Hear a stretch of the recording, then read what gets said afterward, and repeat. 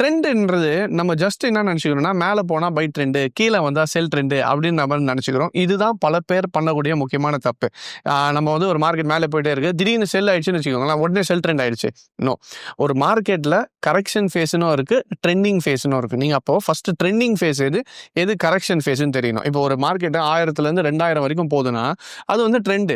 2000லேருந்து ஒரு 1500 வருதுன்னா அது பேர் கரெக்ஷன். ஏன்னா திருப்பி 1500 3000க்கு போகும்.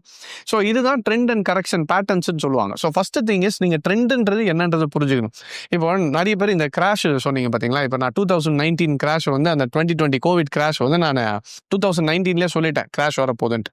ஆனால் இந்த கிராஷ் வரதுக்கு முன்னாடியே எனக்கு ஃபஸ்ட்டு முக்கியமாக தெரிஞ்ச ஒரு விஷயம் என்னென்னா ட்ரெண்ட் அண்ட் சைக்கிள்ஸை கம்பைன் பண்ணும்போது என்னால் கிராஷையும் ப்ரெடிக்ட் பண்ண முடியுது. அதுக்கடுத்தது மார்க்கெட் எவ்வளோ தூரம் வரும்ன்றதையும் நம்மளால் ப்ரெடிக்ட் பண்ண முடியுது.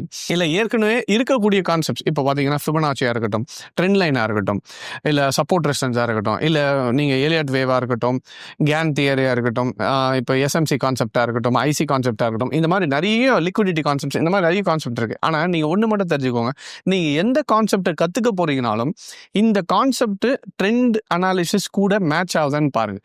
ஒருவேளை இந்த கான்செப்ட்ஸ் நீங்கள் எந்த ஒரு கான்செப்டாக இருந்தாலும் அது ட்ரெண்டு கூட மேட்ச் ஆகலைன்னா அந்த கான்செப்டை எடுக்கிறதுல அர்த்தமே கிடையாது. ஏன்னா ட்ரெண்டு தான் இந்த மார்க்கெட்டில் இருக்கக்கூடிய முக்கியமான கேம். பெரிய பெரிய ட்ரேடர்ஸ்லாம் ப்ராஃபிட்டபுளாக இருக்காங்க, ஒரு ப்ரொஃபஷனல் ப்ராஃபிட்டபுளாக இருக்காங்கன்னா எவ்வளோ சிஸ்டம் வச்சுருக்காங்கன்றதுல முக்கியமாக ட்ரெண்டை ஃபாலோ பண்ண தெரியுதா இல்லையான்றது தான் தெரியணும்.